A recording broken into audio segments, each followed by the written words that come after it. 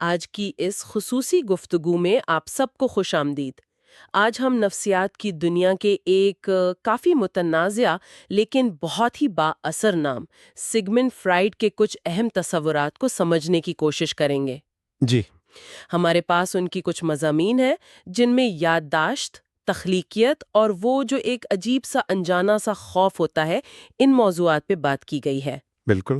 مضامین میں شامل ہیں اسکرین میموریز، پھر تخلیقی مصنف اور دن میں خواب دیکھنا، خاندانی رومانس، لیونارڈو داونچی پر ان کا کام، اور وہ مشہور مضمون دی انکینی۔ فرائڈ کا کام وہ اصل میں انسانی ذہن کی جو پیچیدگیاں ہیں نا ان کو سلجھانے کی ایک مسلسل کوشش ہے۔ وہ ایک طرح سے آپ کہہ لیں نفسیاتی جاسوس تھے جو خوابوں میں، زبان کی لغزشوں میں، لطیفوں میں، یہاں تک کہ بڑے بڑے فن پاروں میں چھپے ہوئے لاشعوری معنی ڈھونڈتے تھے۔ ان کا مقصد ان چیزوں کو سمجھانا تھا جو پہلے سمجھ سے باہر لگتی تھیں۔ بالکل، اور ان کا جو طریقہ تھا نفسیاتی تجزیہ، وہ یہ دعویٰ کرتا تھا کہ جو بظاہر بے معنی یا عجیب رویے ہیں ان کے پیچھے بھی ایک منطق ہے، ایک معنی ہے۔ صحیح۔ تو آئیے اس دلچسپ سفر پہ چلتے ہیں اور دیکھتے ہیں کہ فرائیڈ کے یہ خیالات آج بھی ہمیں خود کو سمجھنے میں کیسے مدد دے سکتے ہیں، یا کم از کم سوچنے پر تو مجبور کرتے ہی ہیں۔ ضرور۔ تو سب سے پہلے بات کرتے ہیں اسکرین میموریز کی۔ یہ بڑا دلچسپ تصور ہے کہ ہماری بچپن کی یادیں شاید وہ نہیں جو ہم سمجھتے ہیں۔ جی۔ فرائیڈ کہتے ہیں کہ یہ اکثر براہ راست تجربات نہیں بلکہ بعد میں بنی ہوئی کہانیاں ہیں۔ یہ کیسے ہوتا ہے؟ دیکھیں، فرائیڈ کا جو بنیادی خیال تھا نا وہ یہ تھا کہ بچپن کی بہت سی یادیں، خاص طور پر وہ جو بہت واضح یا بظاہر غیر اہم سی لگتی ہیں، ہاں، وہ اصل میں ایک پردے کا کام کرتی ہیں۔ اچھا، پردہ؟ جی، وہ کسی زیادہ اہم لیکن شاید تکلیف دہ یا ناقابل قبول یاد یا خواہش کو چھپا رہی ہوتی ہیں، جسے ذہن نے دبا دیا ہے، مطلب ریپریس کر دیا ہے۔ اوہ! یہ ایک قسم کا آپ سمجھیں نفسیاتی سمجھوتا ہے۔ ذہن اس اہم مگر ناگوار تجربے کو یاد بھی رکھنا چاہتا ہے کیونکہ وہ اہم ہے، اور بھولنا بھی چاہتا ہے کیونکہ وہ تکلیف دہ ہے۔ تو اس کشمکش کا نتیجہ یہ نکلتا ہے کہ اصل تجربے کی جگہ اس سے جڑی کوئی بے ضرر سی علامتی تصویر یادداشت میں رہ جاتی ہے۔ یعنی یادداشت خود ایڈیٹنگ کر رہی ہے ایک طرح سے۔ اس کی کوئی مثال ہے فرائیڈ کے کام میں؟ ہاں، فرائیڈ ایک 38 سالہ شخص کا ذکر کرتے ہیں۔ اسے اپنے بچپن کا ایک منظر بڑی شدت سے یاد تھا۔ کیا منظر تھا؟ ایک ہرا بھرا میدان، پیلے رنگ کے وہ جو ڈینڈیلین پھول ہوتے ہیں، وہ اور اس کا کزن ایک چھوٹی لڑکی سے وہ پھول چھین رہے ہیں۔ پھر وہ بھاگ کر گھر جاتے ہیں اور انہیں روٹی ملتی ہے جو وہ کہتا ہے غیر معمولی طور پر لذیذ تھی۔ سننے میں تو بالکل معصوم سی یاد لگتی ہے۔ بالکل، لیکن فرائیڈ اس کا تجزیہ کرتے ہوئے کہتے ہیں کہ یہ یاد اصل میں اس وقت بنی جب وہ شخص جوان تھا اور دو بڑی پریشانیوں سے گزر رہا تھا۔ ایک تو روزی روٹی کی فکر یعنی بھوک، اچھا، اور دوسری محبت میں ناکامی۔ وہ لڑکی جس کا ذکر ہے اس کا پسندیدہ رنگ پیلا تھا۔ اوہ، تو یہ کنیکشن ہے؟ جی، اور وہ جو پھول چھیننا تھا، ڈی فلاورنگ، فرائیڈ اسے لاشعوری طور پر جنسی جارحیت کی علامت سمجھتے ہیں۔ اور روٹی کی جو لذت تھی وہ زندگی کی بنیادی ضرورتوں اور محبت کی تسکین، ان خواہشات کی طرف اشارہ کرتی ہے۔ تو اس کا مطلب یہ ہوا کہ یہ یاد ماضی کا عکس نہیں بلکہ حال کی پریشانیوں کا ماضی پر ایک پروجیکشن ہے۔ یہ تو یادداشت کے پورے تصور کو ہی چیلنج کر دیتا ہے۔ بالکل، یہی فرائیڈ کا سب سے اہم نقطہ ہے۔ وہ سوال اٹھاتے ہیں کہ کیا ہمیں بچپن سے یادیں ہوتی بھی ہیں یا صرف بچپن کے بارے میں یادیں ہوتی ہیں، اچھا، جو بعد کے تجربات اور خواہشات کی روشنی میں بنتی ہیں۔ وہ کہتے ہیں کہ بچپن کی یادیں ایمرج نہیں کرتی، وہ فارمڈ ہوتی ہیں، بنتی ہیں۔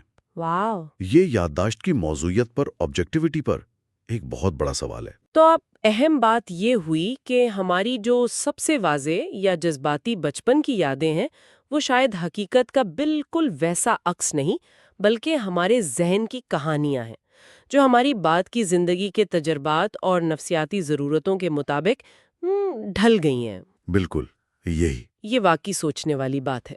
اچھا، اب آتے ہیں تخلیقیت کی طرف۔ فرائیڈ نے تخلیقی مصنف کا موازنہ دن میں خواب دیکھنے والے سے کیا ہے۔ اس میں کیا خاص بات ہے؟ دیکھیں فرائڈ نے یہ دیکھا کہ بچہ جس طرح کھیل میں مگن ہو کر اپنی ایک الگ دنیا بناتا ہے نا، اور اسے بہت سنجیدگی سے لیتا ہے، ہاں بالکل. بالکل اسی طرح ایک مصنف یا فنکار اپنی خیالی دنیا تخلیق کرتا ہے اور اس میں جذباتی طور پر پوری طرح شامل ہوتا ہے۔ فرائڈ کے نزدیک کھیل کا الٹ سنجیدگی نہیں ہے بلکہ حقیقت ہے۔ اچھا. جیسے جیسے بچہ بڑا ہوتا ہے وہ کھل کر کھیلنا چھوڑ دیتا ہے شاید، لیکن کھیلنے کی خواہش ختم نہیں ہوتی، اس کی جگہ دن کے خواب یا تصورات یعنی فینٹیسیز لے لیتے ہیں، جنہیں وہ اکثر چھپاتا ہے، شاید شرمندگی کی وجہ سے۔ فن فرائڈ کے مطابق ان بالغ تصورات کا ہی ایک تسلسل ہے، ایک طرح کا عوامی اظہار ہے، تو ایک سلسلہ بنتا ہے، کھیل، پھر دن کے خواب اور پھر فن۔ اور یہ دن کے خواب آتے کہاں سے ہیں؟ فرائڈ کہتے ہیں کہ یہ غیر مطمئن خواہشات کی پیداوار ہے. کیا یہ اتنا سیدھا ہے؟ ان کا بنیادی موقف یہی ہے۔ اور یہ پیشگی لطف یا فو پلیجر کا کیا چکر ہے جس کا ذکر فرائڈ کرتے ہیں؟ کیا فنکار ہمیں ایک طرح کی نفسیاتی رشوت دے رہا ہے؟ ہاں، رشوت تو نہیں، لیکن ہاں، فرائڈ کا بنیادی موقف یہی ہے کہ ہر تصور یا دن کا خواب کسی نہ کسی خواہش کی تکمیل ہے۔ یہ خواہشات دو بنیادی قسم کی ہوتی ہیں، ایک تو عزائم پر مبنی، ایمبیشس، مطلب طاقت، کامیابی، شہرت کی خواہش، صحیح. اور دوسری شہوانی، ایروٹک، یعنی محبت اور جنسی تسکین کی۔ اب فنکار کیا کرتا ہے؟ وہ اپنے ذاتی، اکثر خود غرضانہ تصورات کو براہ راست بیان نہیں کرتا، کیونکہ وہ شاید دوسروں کو اچھے نہ لگیں۔ ٹھیک. اس کے بجائے وہ انہیں فنی تکنیک، خوبصورتی اس کے ذریعے بدل دیتا ہے۔ یہ جو فنی خوبصورتی ہے، جسے فرائڈ جمالیاتی پہلو یا پیش کی لطف کہتے ہیں، یہ قاری یا ناظر کو اپنی طرف کھینچتی ہے۔ اچھا. یہ لطف ہمیں فنکار کی بنائی ہوئی دنیا میں داخل ہونے اور اس سے لطف اندوز ہونے پر آمادہ کرتا ہے۔ اس طرح ہم لاشعوری طور پر اپنی دبی ہوئی خواہشات سے بھی لطف اندوز ہو جاتے ہیں بغیر کسی شرمندگی یا جرم کے احساس کے۔ واہ. تو یہ ایک نفسیاتی میکانزم ہے جو فن کو قابل قبول اور پرکشش بناتا ہے۔ یہ تو بہت دلچسپ ہے کہ کس طرح فن ہمیں اپنی ہی چھپی ہوئی دنیاؤں سے جڑ سکتا ہے. ہم کہانیوں اور کرداروں میں اپنی ہی خواہشات اور خوف کا عکس دیکھتے ہیں. بالکل، اور فرائڈ یہ بھی بتاتے ہیں کہ یہ تصورات وقت کے تینوں پہلوؤں سے جڑے ہوتے ہیں، مطلب حال کا کوئی واقعہ یا تاثر وہ ماضی کی کسی اہم یاد کو جگاتا ہے، اکثر بچپن کی۔ اس سے پھر مستقبل کے بارے میں ایک تصور جنم لیتا ہے جو اس خواہش کی تکمیل کرتا ہے۔ فرائڈ کے مطابق ادبی تخلیقات بھی اسی نفسیاتی فارمولے پر کام کرتی ہیں۔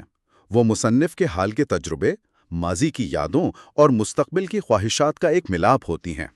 تو یہاں کلیدی نقطہ یہ ہے کہ تخلیقی کام، چاہے وہ ادب ہو یا کوئی اور فن، وہ صرف تفریح نہیں بلکہ ہماری گہری خواہشات کا ایک پیچیدہ اور علامتی اظہار ہے جو بچپن کے کھیل سے جڑا ہے اور ہمیں حقیقت سے فرار کا ایک قابل قبول راستہ دیتا ہے۔ بالکل درست۔ اچھا، اب ایک اور تصور کی طرف چلتے ہیں جو خاندان سے متعلق ہے، خاندانی رومانس۔ یہ نام ہی کچھ عجیب سا ہے، کیا یہ کوئی رومانوی کہانی ہے؟ نام شاید تھوڑا گمراہ کن لگے، لیکن یہ ایک بہت عام نفسیاتی رجحان ہے۔ فرائڈ نے یہ اصطلاح ان بچوں اور نوجوانوں کے تصورات کے لیے استعمال کی جو اپنے حقیقی والدین سے مایوس یا ناراض ہو کر یہ سوچنے لگتے ہیں کیا کہ وہ اصل میں کسی اونچے، بہتر خاندان کی اولاد ہیں اور انہیں ان کمتر والدین نے شاید گود لے لیا ہے۔ اچھا. یہ خاص طور پر اس وقت ہوتا ہے جب بچہ محسوس کرتا ہے کہ والدین اس کی محبت یا توقعات پر پورا نہیں اتر رہے، یا جب وہ والدین کی اتھارٹی کو چیلنج کرنا شروع کرتا ہے۔ تو یہ وہ کلاسک کہانی ہے کہ میں اصل میں شہزادہ شہزادی ہوں اور یہ لوگ میرے اصلی ماں باپ نہیں ہیں۔ یہ تو بہت سے بچوں نے کبھی نہ کبھی سوچا ہوگا۔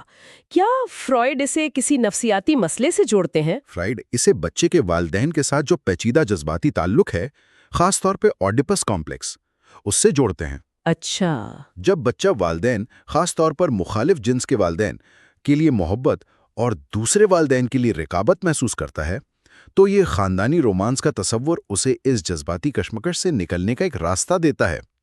یہ خود کو کمتر سمجھے جانے والے والدین سے الگ کر کے اپنی اہمیت بڑھانے کی کوشش ہے۔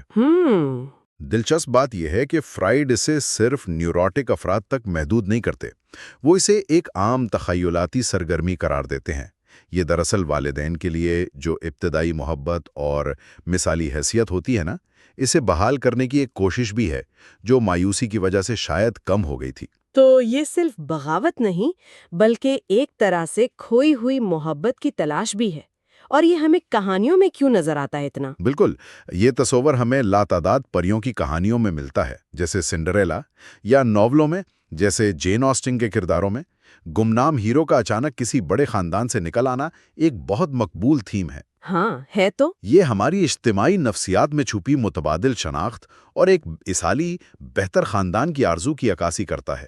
یہ ظاہر کرتا ہے کہ ہم سب میں کہیں نہ کہیں اپنی موجودہ حقیقت سے آگے بڑھ کر کچھ بہتر بننے کی خواہش ہوتی ہے، اور کہانیاں اس خواہش کو پورا کرنے کا ایک ذریعہ بنتی ہیں۔ تو اہم نقطہ یہ ہوا کہ خاندانی رومانس کا تصور ہماری اپنی شناخت اور خاندان کے ساتھ ہمارے پیچیدہ تعلق کی عکاسی کرتا ہے، اور یہ ہماری کہانی سنانے اور سننے کی بنیادی ضرورت سے جڑا ہے۔ بالکل۔ اب آتے ہیں فرائیڈ کے شاید سب سے متنازع کاموں میں سے ایک پر، لیونارڈو ڈاونچی کا نفسیاتی تجزیہ۔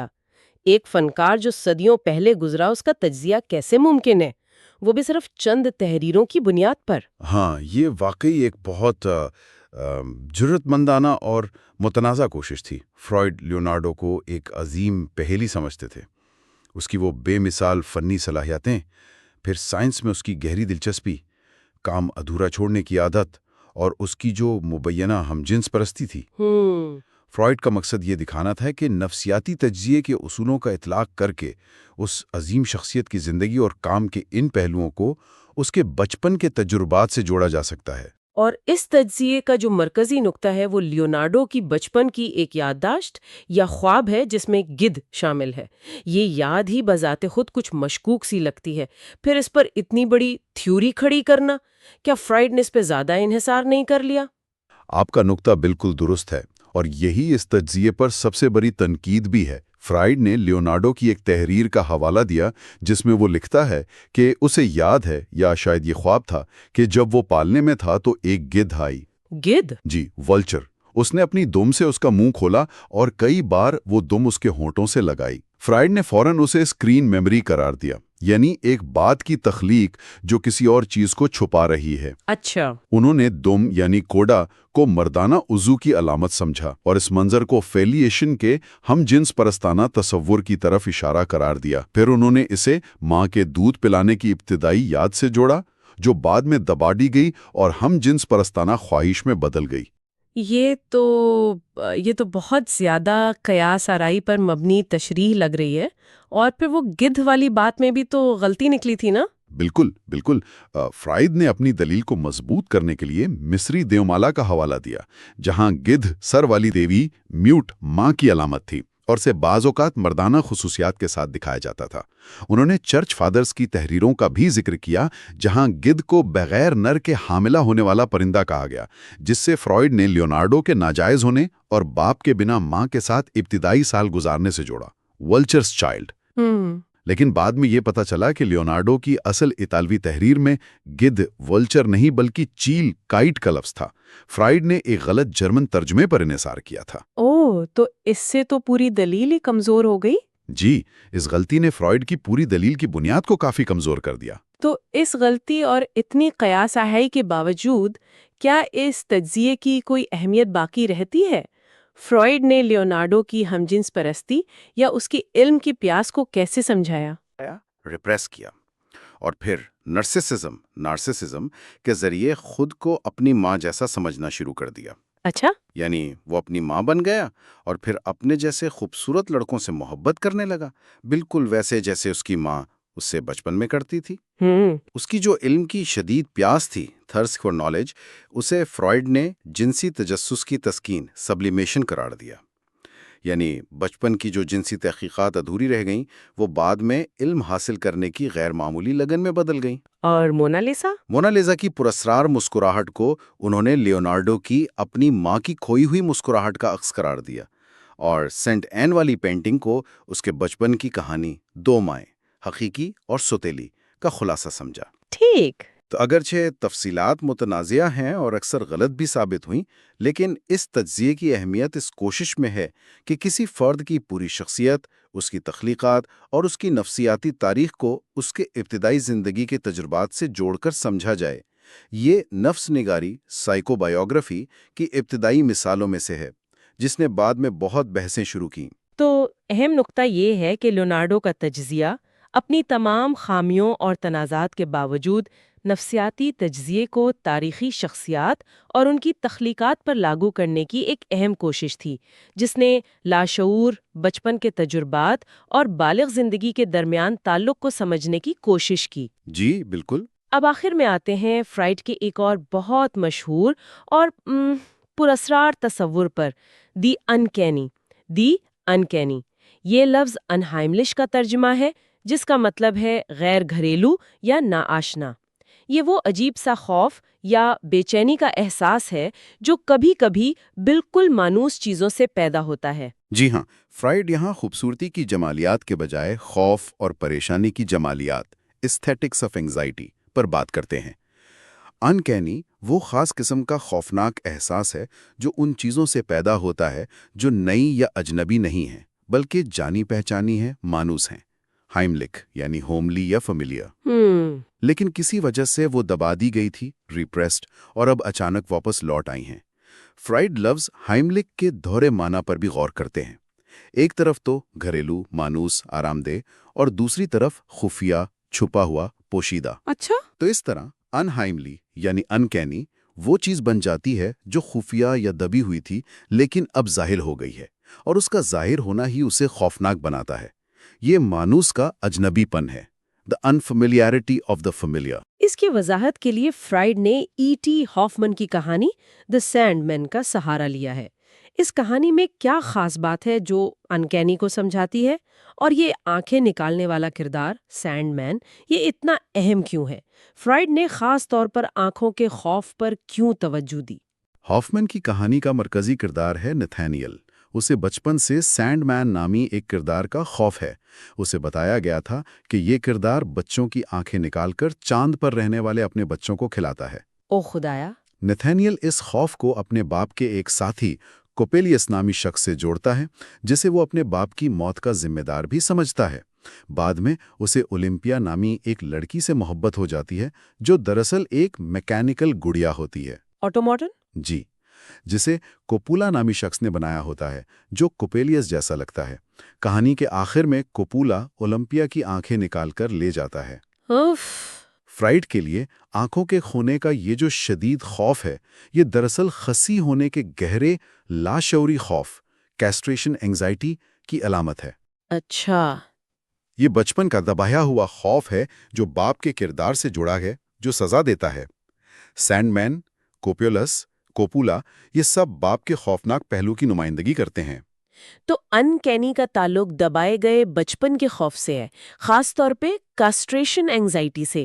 کیا اس کے علاوہ بھی انکینی کے احساس کے کوئی اور ذرائع ہیں، جیسے بھوت پریت یا ہمزاد کا تصور؟ بالکل، فرائڈ کئی اور ذرائع بھی بتاتے ہیں۔ ایک تو ہے ڈوپل گینگر یا ہمزاد، یعنی اپنے ہی جیسے کسی دوسرے وجود کا سامنا ہونا۔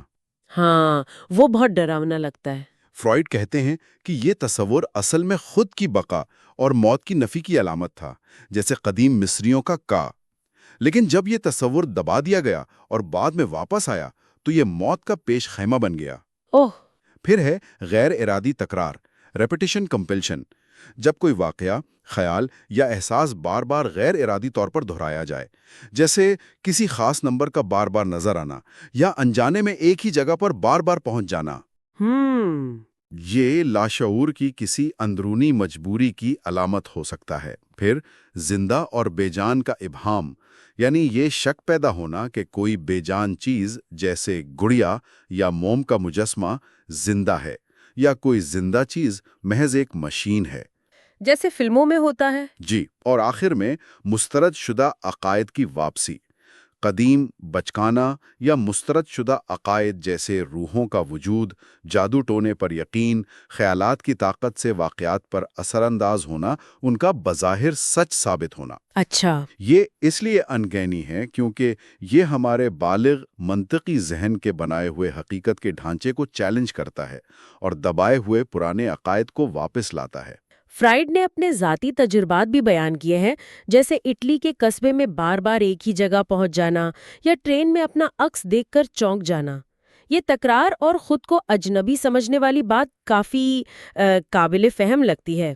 کبھی کبھی آئینے میں اپنی ہی تصویر ایک لمحے کو انجان لگتی ہے۔ جی ہاں، وہ ذاتی مثالیں اس تصور کو زیادہ ٹھوس بناتی ہیں۔ فرائیڈ یہ بھی کہتے ہیں کہ فکشن یا ادب میں انکینی کا اثر پیدا کرنا زیادہ آسان ہوتا ہے کیونکہ وہاں حقیقت کی کسوٹی پر پرکھنے کی ضرورت کم ہوتی ہے۔ صحیح۔ مصنف ہمیں ایک ایسی دنیا میں لے جا سکتا ہے جہاں یہ غیر یقینی صورتحال ممکن ہو۔ دلچسپ بات یہ ہے کہ پریوں کی کہانیوں میں مافوق الفطرت واقعات جیسے جانوروں کا بولنا ہمیں انکینی نہیں لگتے۔ کیوں؟ کیونکہ ہم شروع سے ہی جانتے ہیں کہ یہ ایک غیر حقیقی دنیا ہے۔ لیکن اگر ایک مصنف حقیقت پسندانہ ماحول بنائے اور پھر اس میں اچانک کوئی ناقابل یقین واقعہ ڈال دے تو انکینی کا احساس بہت شدید ہو سکتا ہے۔